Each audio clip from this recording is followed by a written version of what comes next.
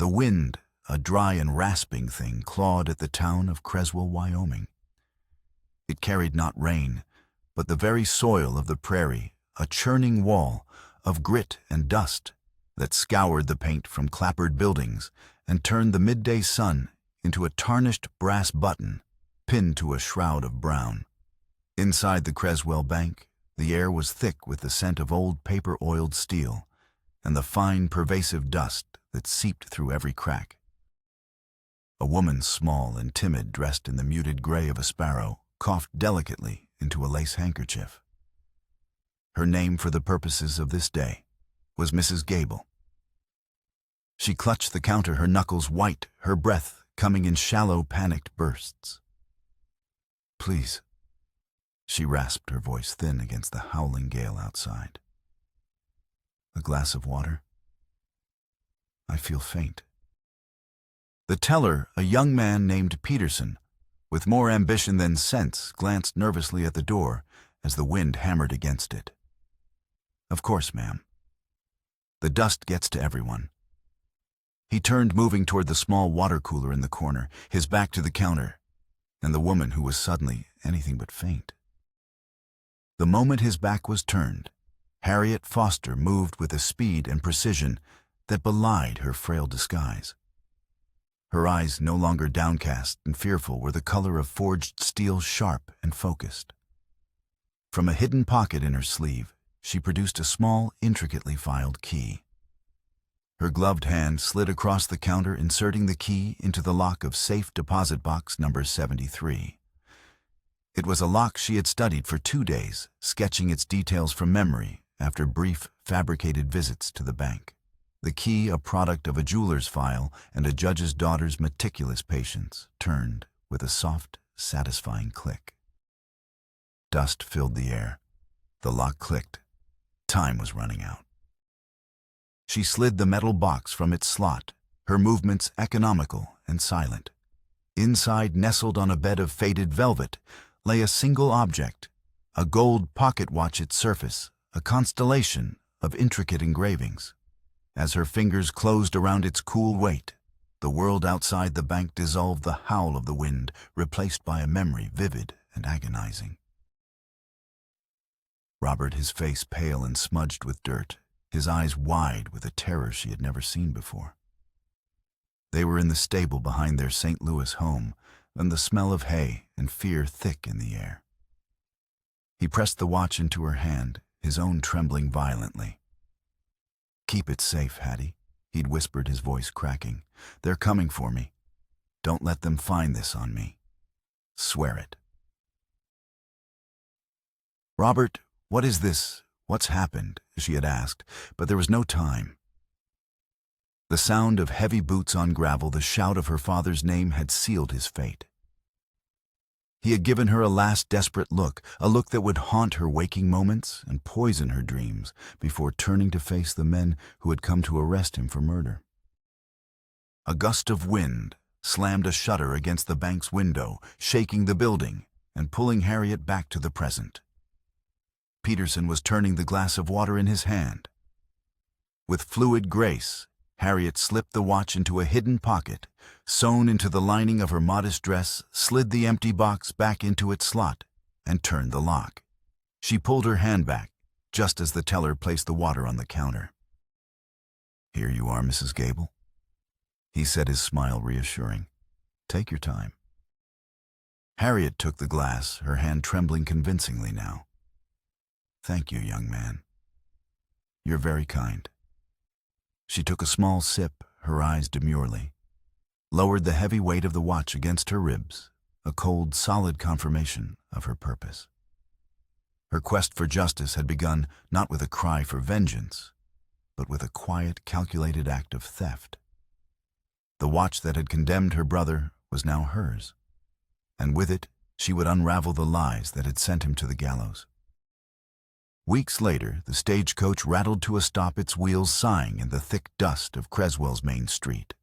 The sun, no longer obscured by storms, beat down with an unforgiving intensity, bleaching the landscape to the color of bone. A new woman stepped down from the coach, a woman who bore little resemblance to the fainting Mrs. Gable. She wore a simple blue dress, practical and clean, her dark hair pulled back in a severe bun. She carried a single worn valise, clutched in a hand, that bore the calluses of hard work. She called herself Vivian Gray. The name felt strange on her tongue, an ill-fitting garment she must wear until her work was done. First time in Creswell missed the stagecoach driver his face a roadmap of sun-etched lines handed down her valise. "Yes," she replied, her voice soft but steady, practiced in its neutrality. "I'm hoping to find work." The driver chuckled, a dry rustling sound. "Not much call for fancy ladies here? What kind of work you looking for?" "I cook," she said simply. "I'm told there's always need for good food." "That there is." He nodded toward a building across the street, its swinging sign reading Simmons General Store. "Martha over there might know who's hiring. She knows everyone's business in these parts." Vivian nodded her thanks and crossed the dusty street, the heat shimmering above the red sand like a phantom river. She was conscious of the eyes that followed her, the townsfolk, pausing in their duties to observe the newcomer. A new face was an event here, a ripple in the stagnant pool of their daily lives. She had a story ready, a carefully constructed narrative of widowhood and hardship, just enough truth to be plausible, just enough fiction to protect her. The bell above the general store's door jangled a cheerful sound in the oppressive heat. The air inside smelled of coffee beans, tanned leather, and dried apples. A plump, bustling woman with shrewd, kind eyes looked up from arranging jars of preserves. "Well, hello there," she said, wiping her hands on her apron. "Can I help you, dear?" "I hope so," Vivian replied. "I'm looking for work as a cook." The woman, Martha Simmons, appraised her with a thorough, practiced gaze. "Cook, you say? Where'd you work before?" "The Henderson House in St. Louis." A safe answer. The Grand Hotel had burned to the ground last winter, taking all its employment records with it. Martha's expression softened. "A proper establishment, then." "Well, there's not much hiring." "But—" She tapped a finger to her chin, her voice lowering conspiratorially. "There is the Thornhill place." The name landed like a stone in a quiet pond. Vivian kept her expression carefully neutral, though her pulse quickened. Thornhill. "Isaiah Thornhill's ranch, about 3 miles east of town," Martha continued. "Big place. He's looking for a cook, though I should warn you, no one seems to last long out there." "Why not?" Martha leaned closer. "He's difficult. Lost his wife Emma 3 years back. Tragic business. Left him alone with their little girl Charlotte. He's not an unkind man, mind you. Just cold. Like something inside him froze solid when Emma died." Vivian absorbed this, the details aligning with the newspaper clippings she had memorized. "I'm not afraid of difficult," she said quietly. "How would I apply?" Martha seemed surprised by her resolve. "Just take the East Road. Can't miss it. A big white house with a red barn. Though the white paint peeling under the relentless sun speaks of past grandeur and present sorrow, its tall windows like vacant eyes staring out at the empty prairie." After purchasing a few necessities, Vivian asked casually, "This Mr. Thornhill, what can you tell me about him?" Martha, clearly happy to oblige, launched into a summary. Was an army doctor during the war, keeps to himself, and his daughter's Charlotte's sweet child, though she's gone a bit wild since her mama passed. 7 years old now. A shame about Emma, she sighed. Loveliest woman you'd ever meet.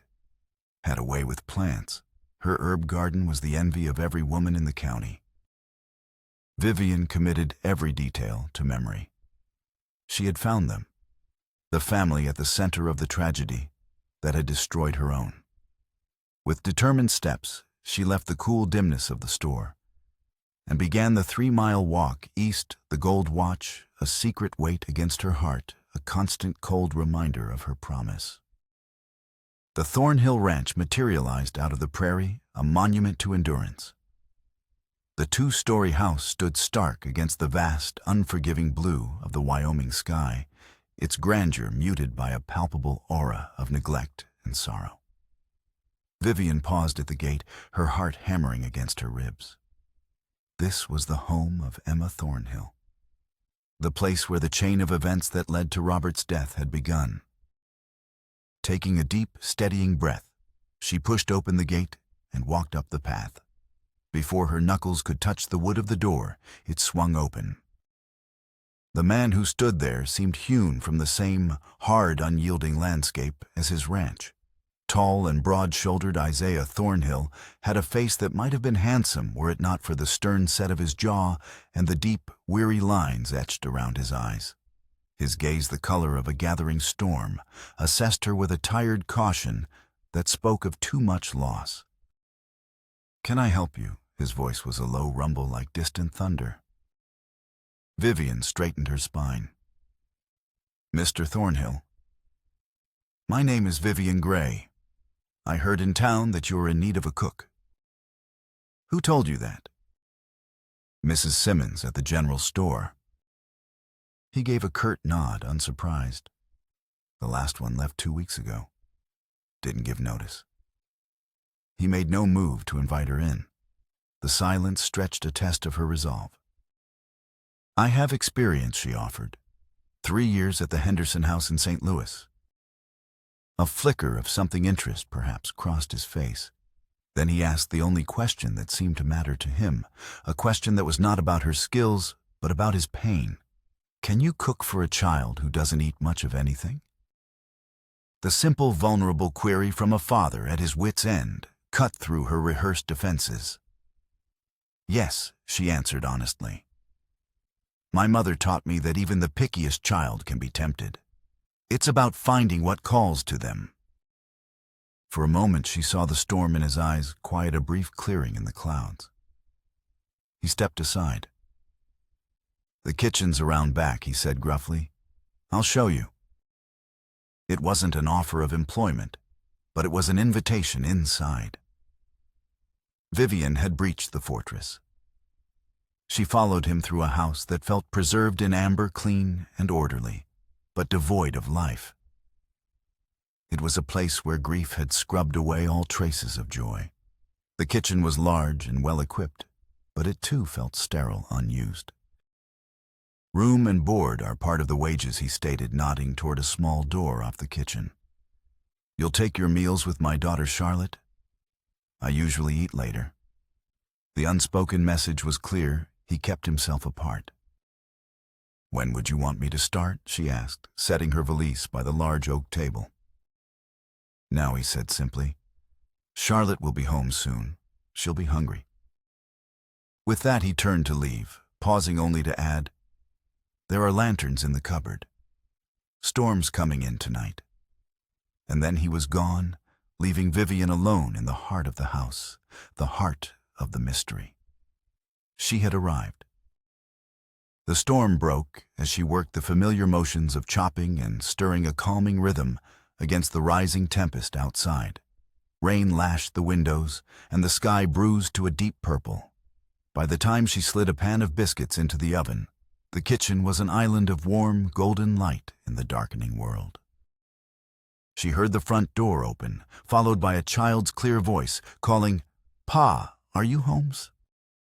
A moment later, a girl appeared in the doorway, small for her 7 years, with a wild mass of dark curls and her father's storm-gray eyes.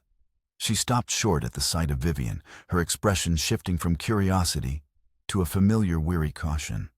This was a child who had seen a parade of cooks come and go. "Hello," Vivian said gently. "You must be Charlotte. I'm Vivian." The girl stared, her gaze unnervingly perceptive. Isaiah appeared behind her, his hand resting on her shoulder. "Miss Gray is our new cook," he explained. "What is it?" Charlotte asked, her small voice devoid of welcome. "Beef stew with rosemary," Vivian answered, "and fresh biscuits." The girl's nose wrinkled. "I don't like stew." Charlotte, Isaiah said quietly, a note of warning in his tone. That's all right, Vivian interjected smoothly, meeting the girl's challenging gaze. My mother always said that trying new things is an adventure for your tongue. A flicker of a smile touched Charlotte's lips before she suppressed it. I'll try it, she announced with the gravity of a queen, granting a pardon, but I won't promise to like it. That's fair, Vivian agreed. Isaiah's hand lingered on his daughter's shoulder for a moment longer, a silent message of thanks passing between him and Vivian, before his mask of reserve slipped back into place. I'll be in my study, he said, and disappeared, leaving the two of them alone. As Vivian served the stew, the rich aroma filling the warm kitchen, Charlotte watched her with an unnerving intensity. The last cook left because of spiders, the girl said abruptly, a mischievous glint in her eyes. I put them in her bed. She wanted to be my new mama. I don't want a new mama. The confession was both a warning and a test. Vivian understood immediately. The obstacle here wasn't just a grieving father. It was a fiercely protective daughter guarding her mother's memory. I'm not here to be anyone's mother, Charlotte, Vivian said, her voice gentle but firm. I'm just here to cook. The girl studied her face, searching for the truth. Whatever she saw seemed to satisfy her. Good, she said, taking a defiant bite of stew. She chewed thoughtfully, her expression unreadable. Then a look of genuine surprise dawned on her face. It's good, she admitted, as if the words were pulled from her against her will. Vivian smiled, a real unpracticed smile. It was a small victory, but in this house of sorrow, it felt monumental. One bite of stew, one child's trust tentatively offered. It was a start. The days at the Thornhill Ranch settled into a quiet rhythm, a fragile truce between past sorrow and present necessity. Vivian rose before dawn, and the ritual of preparing breakfast, a grounding force in her uncertain world. She found a quiet satisfaction in nourishing this fractured family, in seeing a flicker of life return to Charlotte's eyes, in the rare, unguarded moments when Isaiah's stern facade would crack to reveal the grieving man beneath. Her time was divided between the kitchen and her secret investigation, which proved fruitless. The house held its secrets tightly. Isaiah's study, the most likely repository of answers, remained locked. It was Emma's garden that called to her. Overgrown and choked with weeds, it was a mirror of the family's grief. Yet beneath the neglect, hardy herbs, rosemary, thyme, sage pushed through their stubborn life, a quiet rebellion. One morning, armed with a trowel and a fierce determination, Vivian set to work. The physical labor was a balm, a way to channel her frustration. As she cleared away the dead growth, she felt a strange connection to the woman who had planted these herbs, the woman whose death had set her on this path. You've taken an interest in my wife's garden. Isaiah's voice, deep and unexpected, startled her. He stood at the edge of the garden, his expression unreadable. It seemed a shame to let it go, she said, wiping a smudge of dirt from her cheek. He looked past her, a flicker of pain in his storm-gray eyes. No one's tended it since she died. None of us have her touch. May I? Vivian asked. When my duties are done, I could try to bring it back. He considered her for a long moment, then gave a single curt nod. She loved that garden, he said, his voice rough with an old sorrow. Spent hours out here, talking to the plants like they could hear her. The admission, so personal and tender, seemed to surprise him as much as it did her. He cleared his throat and strode toward the stables, leaving Vivian with that small, precious glimpse into his past. As she worked, she felt she was not merely weeding a garden, but excavating a life. Under her patient hands, the ghost of Emma's design began to emerge, a circular pattern, with wedges like slices of a pie, each dedicated to a different purpose. Culinary, medicinal, fragrant. It spoke of a methodical mind, a deep and ordered knowledge. While clearing a thick patch of weeds near the center, her trowel struck something solid. Curious, she dug deeper, unearthing a small flat stone. Carved into its surface was a single word: remember. A chill prickled her skin despite the warmth of the sun. Remember what she carefully replaced the stone, but the word echoed in her mind. What secrets had Emma Thornhill buried with her herbs? Her answer came in a voice that was not Isaiah's. You've made progress. She turned to find a man standing at the edge of the garden, his suit too fine for the dusty ranch, his smile too practiced. He was tall and distinguished, with silvering hair at his temples, and eyes that held a chilling combination of charm and calculation. I didn't mean to startle you, he said, extending a hand. Silas Warner. I own the bank in Creswell, an old friend of the family. Vivian accepted the handshake, her mind racing. Warner. The name from the newspaper clippings. The man who had been a pallbearer at Emma's funeral. Vivian Gray, she said, her voice steady. A pleasure, Miss Gray. His gaze swept over her work. Emma was quite proud of this garden. She had a gift. He spoke of the dead woman with an easy familiarity that set Vivian on edge. Isaiah has kept to himself since her passing, he continued, his tone solicitous. It's not healthy. I worry about him. And about little Charlotte. As if summoned, the girl herself appeared on the back porch, her expression hardening at the sight of their visitor. Mr. Warner, she said, her voice cool and devoid of childish warmth. Did Pa invite you? No need for an invitation among old friends, Charlotte Warner chuckled, unperturbed. He produced a book from his coat. I brought you something from my trip to Denver. Charlotte accepted the gift with a reluctant murmur of thanks. Vivian watched the exchange, noting the girl's obvious dislike and Warner's cloying charm. He was a predator, she realized, circling a wounded family, his motives masked by a thin veneer of concern. Your father about Warner asked. He's checking the north pasture, Charlotte replied. Won't be back till supper. Ah, well, another time. He tipped his hat to Vivian. A pleasure to meet you, Miss Gray. Creswell is a small community. I'm sure we'll see more of each other. As he walked away, Charlotte turned to Vivian, her small face grim. I don't like him, she announced. He pretends to be Pa's friend, but he's not. He just wants our ranch. The astute observation coming from a 7-year-old was startling. I heard him talking to Pa after Mama died. He said Pa should sell. Pa got real mad. Each conversation, each discovery, was another piece of the puzzle. Silas Warner's interest in the ranch was more than neighborly. And Emma, a woman with a methodical mind and a love for secrets buried in the earth, had left a cryptic clue in the heart of her garden. Remember, Vivian felt a growing certainty that the key to everything, to Emma's death and Robert's innocence, lay buried somewhere on this land, perhaps even in the soil beneath her feet. Days bled into a week, the rhythm of the ranch a steady, hypnotic pulse. Vivian found a strange comfort in the routine. The pre-dawn baking, the quiet afternoons in the garden, and the evenings spent in the warm kitchen with Charlotte, who was slowly, cautiously opening up to her. The girl's initial wariness had softened into a tentative trust sealed by shared secrets over cookie dough and the mutual unspoken dislike of Silas Warner. Isaiah remained a distant, solitary figure, a planet held in the orbit of his own grief.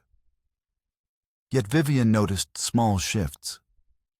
He began to linger over his morning coffee, his storm-gray eyes watching her as she worked.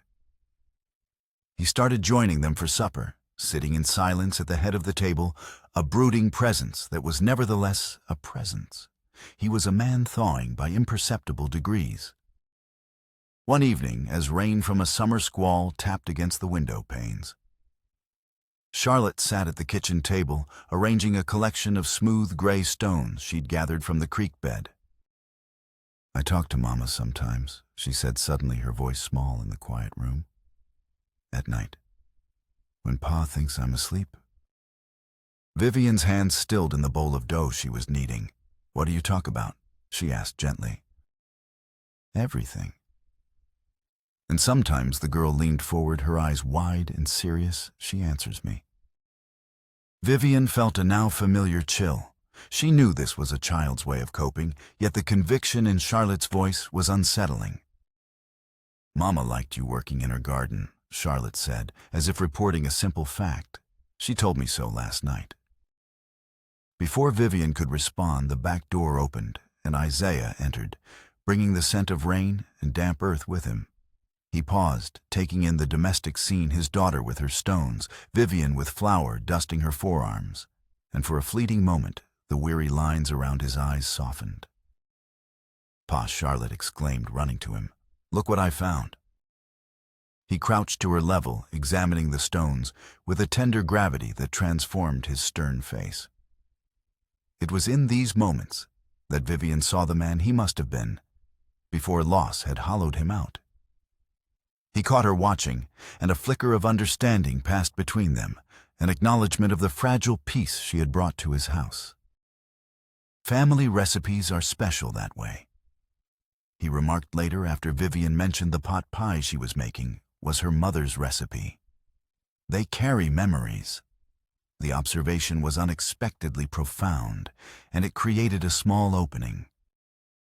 Later that night, after a shared meal that felt almost normal, a tremendous crash of thunder shook the house, followed by a terrified scream from upstairs. They found Charlotte sitting bolt upright in bed, her face pale. I dreamed Mama was in the garden. She gasped, tears streaming down her cheeks, calling for help. To soothe the hysterical child, Vivian took a lantern out onto the back porch. The wind tore at her shawl, driving the rain in stinging sheets. The garden was a maelstrom of whipping leaves and darkness. Feeling foolish, she raised her voice against the gale. Emma, it's time to come inside. Charlotte is waiting. As she turned to go back, in a flash of lightning bleached the landscape white. And for a heartbeat, she saw it, or thought she saw it. A figure. A woman in a pale dress standing among the ravaged herbs, her hair a wild halo around her face. The next flash revealed only the storm-tossed plants. Shaken. Vivian hurried inside, her heart pounding. A trick of the light, she told herself. The power of suggestion. There were no ghosts. But the next afternoon, her rational world tilted on its axis. She was back in the garden, clearing the section around the stone marker. Her trowel struck not stone but metal. Working quickly, her senses on high alert, she unearthed a small tin box. Inside, protected from the damp, lay a slim leather-bound journal. The first page bore an inscription in elegant script. Emma Thornhill, Private Thoughts, 1882. That night, locked in her small room with the storm of her own turbulent emotions raging inside her, Vivian read. The early entries were filled with love for her husband and daughter, and detailed notes on her botanical work. But then the tone shifted. April 15th, 1882. She read, her hands trembling. I have found something I was not meant to see. Papers in S.W.'s office. A plan far more insidious than a simple land grab. It is a vendetta decades old against a family from the East. A Judge F. who S.W. claims unjustly ruined his father. I cannot write the details, but I have hidden the evidence where only someone who thinks as I do would look. I must decide what to do. Confronting S.W. could be dangerous for us all. Vivian's blood ran cold.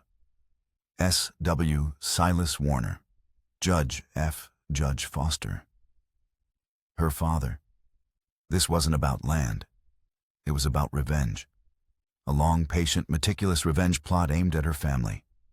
Silas Warner hadn't just stumbled upon an opportunity. He had created it.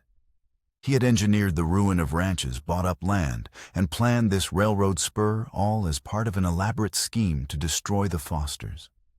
Framing Robert, her father's beloved son, wasn't a random act of a killer covering his tracks. It was the centerpiece of his revenge, the ultimate triumph. The last entry, dated 2 weeks before Emma's death, was a death sentence. May 1982. I have made my decision. Tomorrow I will tell Isaiah everything. I have gathered all the evidence from SW's office. Isaiah will know what to do. If anything should happen to me, I have left a key to the truth in the garden beneath the stone marked Remember. The box contains this journal and the key to a compartment in my reading nook where the evidence is hidden. Vivian closed the journal, the air in the small room feeling thick and suffocating. The conflict was no longer a simple quest for justice for her brother. It was a confrontation with her own family's past, a dark legacy that had followed her across the country and was now waiting for her in this house of ghosts and secrets. And at the center of it all was Isaiah, a man whose wife had been murdered because of a feud that had begun before he was even born. What did he know? Why had he never found this journal, this evidence? The questions mounted, each one more dangerous than the last. She was no longer just an investigator. She was the final, unsuspecting pawn in Silas Warner's devastating game. The weight of Emma's journal felt like a block of ice in Vivian's hands. Silas Warner's revenge was a poison with deep roots stretching back decades to a courtroom in St. Louis and a ruling made by her father. Emma had been killed not for land, but for stumbling upon a history that was not her own. She had died to protect Harriet's family from a phantom they didn't even know was hunting them. A new cold dread settled over Vivian. If Warner was this patient, this ruthless, he would not be easily exposed. He would have anticipated every possibility except one, the sister of the man he'd framed, living under his nose, slowly uncovering the truth. Her investigation took on a desperate urgency. Following the clues in the journal, she found Emma's reading nook, a sun-drenched room at the east end of the house, locked and shrouded in dust. Covers a shrine to a life abruptly ended. Using the key from the tin box, she found the hidden compartment behind a bookshelf.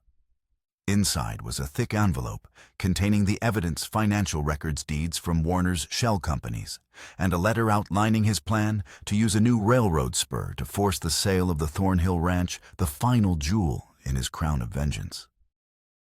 But the most damning document was a faded letter, years old, written by Warner's father to a business associate. In it, he railed against the injustice of Judge Foster's ruling, which had led to his bankruptcy.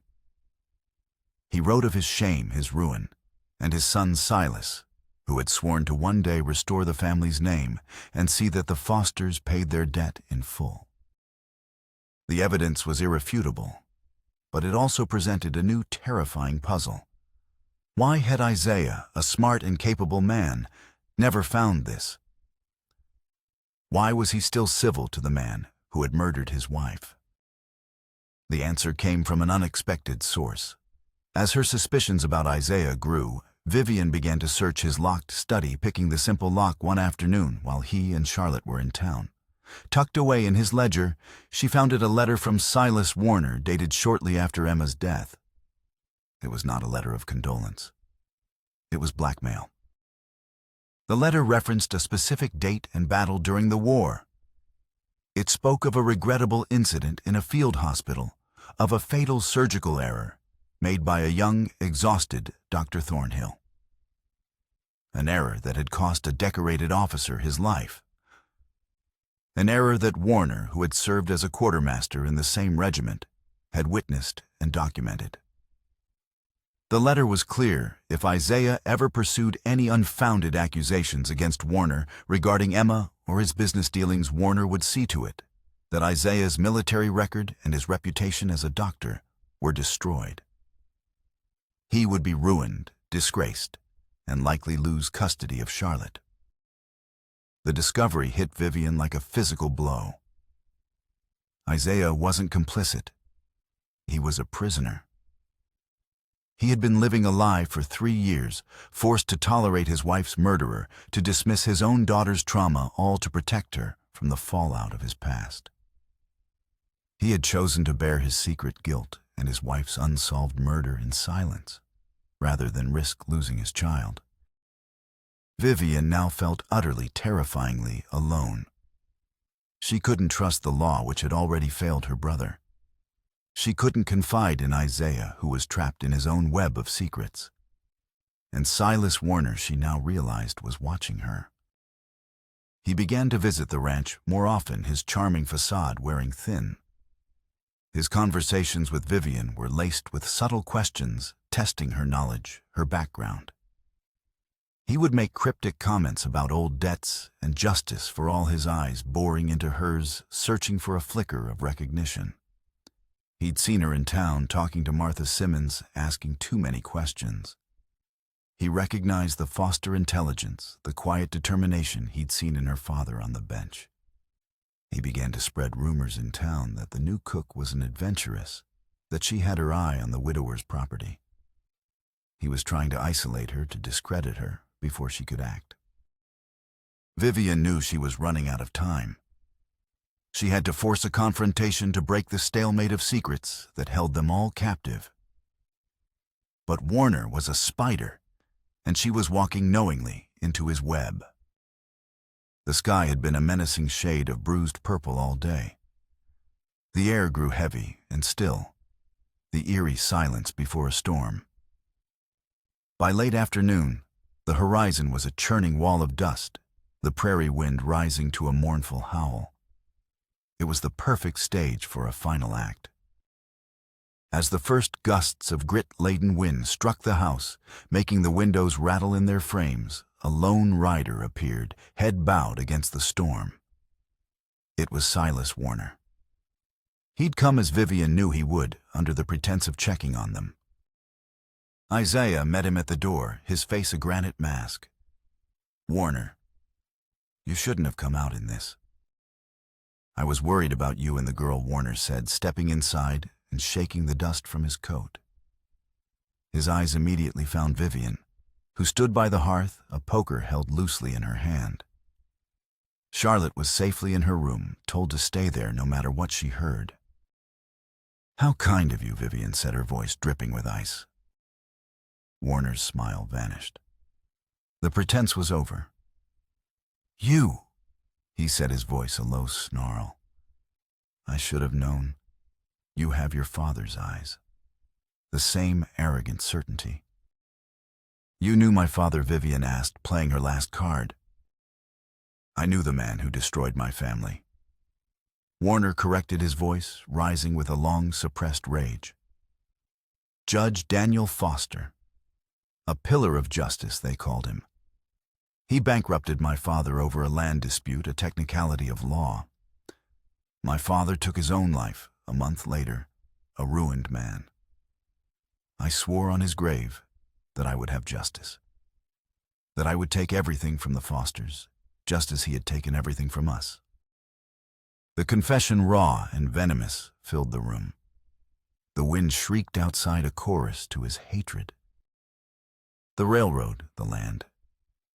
It was all for that, Isaiah asked, his voice hollow. "It was to build an empire on the ashes of your father-in-law's legacy." Warner spat, turning on him. "And your wife? Your clever, meddling wife? She found out. She was going to ruin 30 years of planning. I gave her a chance. I begged her to walk away. But she had the Foster pride, the same self-righteous arrogance." The storm hit the house with the force of a freight train. A window pane shattered in the dining room, and dust billowed into the house. In the ensuing chaos, Warner moved. He grabbed a heavy candelabra from the mantel and lunged not at Vivian or Isaiah, but toward the stairs. Charlotte, Isaiah roared, moving to intercept him. But Warner was faster. He was up the stairs in a flash, the sound of a door splintering, followed by a child's terrified scream. When he reappeared at the top of the landing, he held Charlotte in front of him, a shard of broken glass from her window pressed to her throat. The girl was rigid with terror, her wide eyes fixed on her father. "No one moves," Warner commanded, his voice shaking but resolute. "This ends now, the way it should have ended 3 years ago." "Let her go, Warner." Isaiah pleaded, his voice breaking. "This is between us." "It was always about the children," Warner said, a wild, feverish light in his eyes. "My father lost his son's future. Judge Foster would lose his legacy. Now you will lose your daughter. An eye for an eye." Dust swirled through the room, visibility dropping to near zero. The house groaned under the strain of the wind. "There's another way," Isaiah said desperately. "You blackmailed me. You held a man's life over my head. Tell them what you know about me." Warner laughed, a harsh, ugly sound. "Your battlefield secret, your moment of cowardice, that was just insurance. It's worthless now." "What is he talking about?" Vivian demanded, her eyes locked on Isaiah. Isaiah's face was a mask of anguish. He wouldn't look at her. "During the war, in a field hospital, I was exhausted, 20 hours on my feet. An officer was brought in, shrapnel in his leg. I made a mistake. I amputated. The wound was treatable.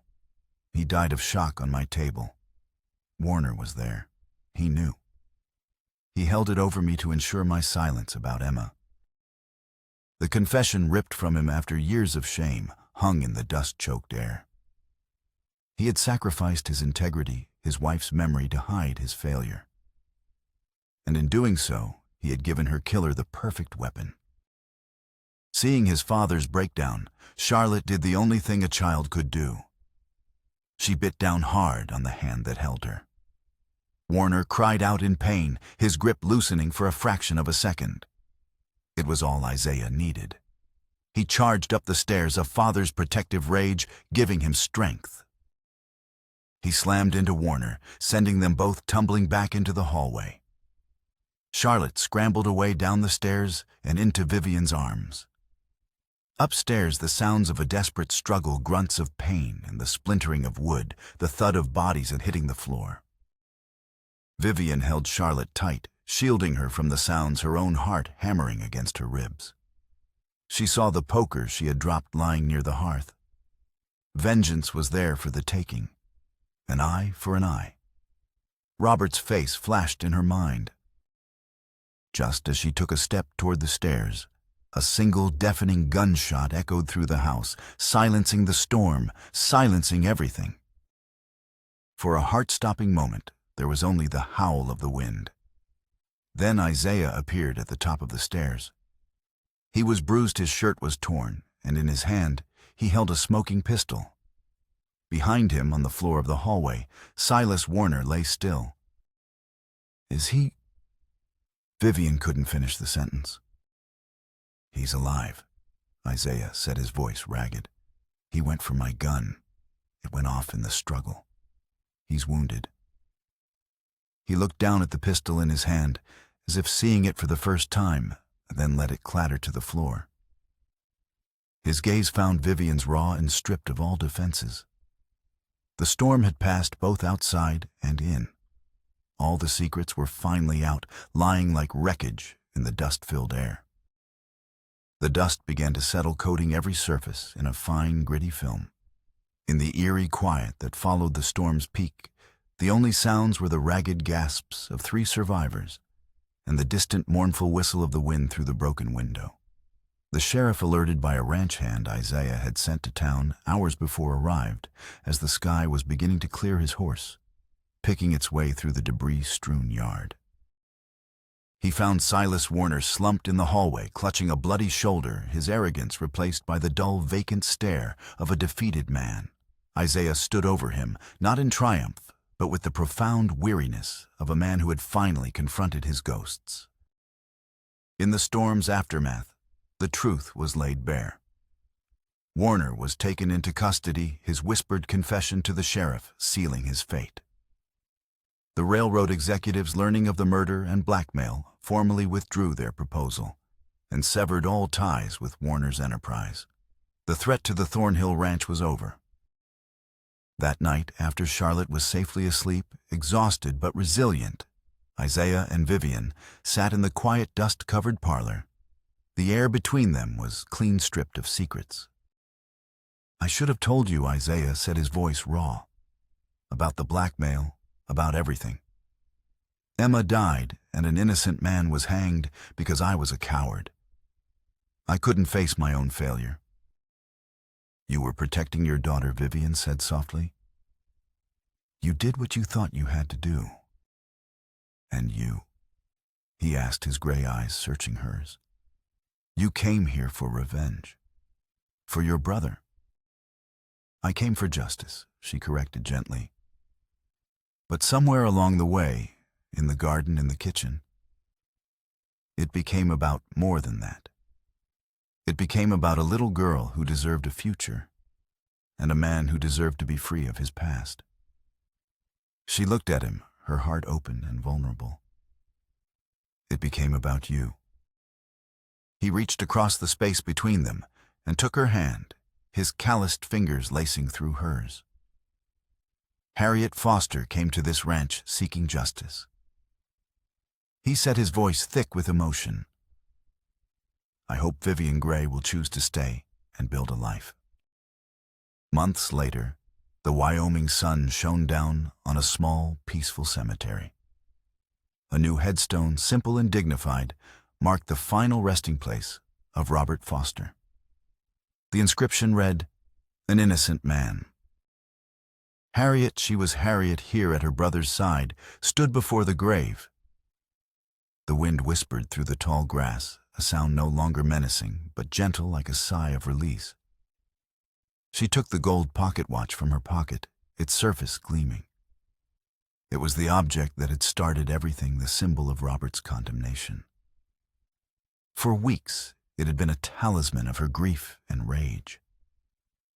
Now it was something else entirely. A memory, a promise fulfilled.